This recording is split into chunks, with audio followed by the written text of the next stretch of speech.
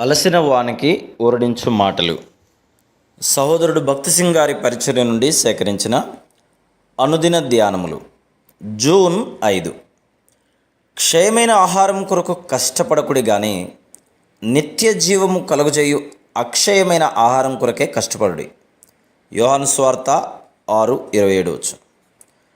విశ్వాసులముగా మనం ఆకలి కొనిన వారికి జీవాహారమును ఎట్లు ఇవ్వగలనో ఎరిగి ఉండవలను. మన ప్రభు నష్టపడుటకు ఇష్టపడడు. యోహాను సువార్త 6:12.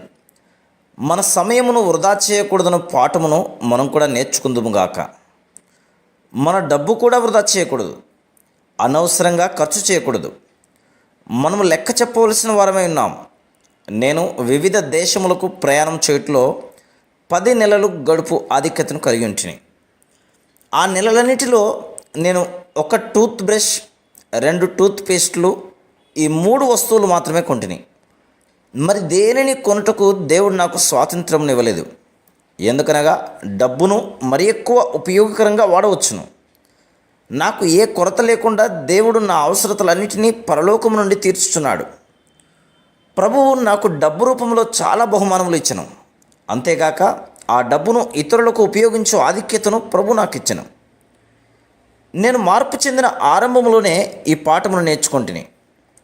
నా క్రైస్తవ జీవిత ఆరంభంలో ఎవరైనాను అడిగినేలా ఇవ్వవలనని లేఖనం చెప్పుచున్నది గనక నేను చిన్న రాగి నాణెములను జమ చేసేవాడిని. ఒకనాడు ఒక భిక్షకుడు నా ఎద్దకు వచ్చి నన్ను భిక్షం అడిగాను.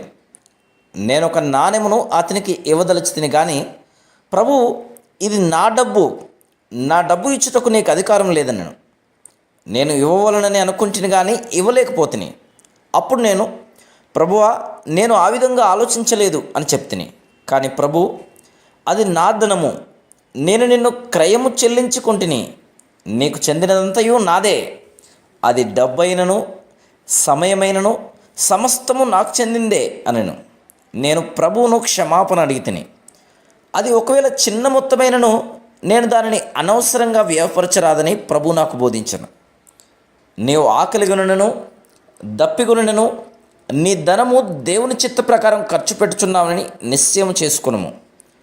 అప్పుడు నీవు ఇతరులకు ఎట్లు సహాయం చేయవలనో తెలుసుకుందువు. అంతేగాక ఇతరులకు సహాయం చేయట్లో నీవెట్లు ఆనందించగలవో తెలుసుకుందువు. ఎంత కొద్ది మొత్తమైనప్పటికీ డబ్బు వృధా చేయకము. ఎందువలనగా అది నీ డబ్బు కాదు. దానిని ఖర్చు చేయకముందు నీవు ప్రార్థించవలను. ఆయన నీ ద్వారా నీ చుట్టూ ఉన్న వారిని తృప్తిపరచగోరుచున్నాడు కనుక ప్రతిసారి ప్రభు జవాబిచ్చు వరకు నీవు ప్రార్థించవలను. నీ బలం విషయంలో కూడా అంతే. నీకు ఇష్టమైనన్ని సార్లు నిద్రించవచ్చునని నువ్వు చెప్పజాలవు.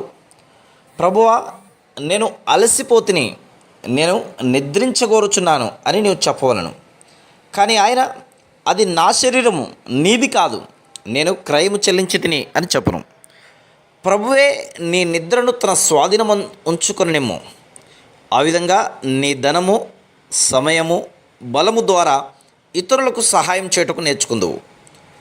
ప్రభువు ఆశీర్వదించిన చిన్న ముక్కలు కూడా ఆకలిగొనిన వారిని తృప్తిపరచు శక్తి కలిగి ఉండును. ఏదీనూ వృధా కాదు. నీవెక్కడికి వెళ్ళినను దేవుడు నీ ద్వారా పనిచేయటం చూడగలదు. మన ఎడల ఆయన ఉద్దేశం అదే. ఇతరులకు వర్తమానం ఇచ్చుటకు మనము జీవపు మాటలు కలిగి ఉందము. ఇతరులకు సహాయం చేయుటకు దేవుని శక్తిని కలిగి ఉందము. మనం ఏమీనూ చెప్పకుండాను మన ఉనికి ఆశీర్వాదమును తెచ్చినదిగా ఉండగలదు. కొందరు వారి ఉనికి ద్వారా సంతోషం కలిగించేవారుగా నుందురు.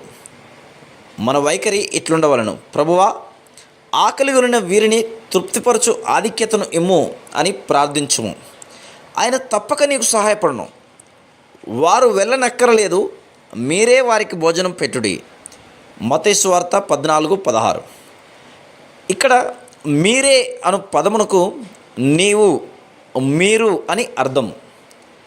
Praise the lord.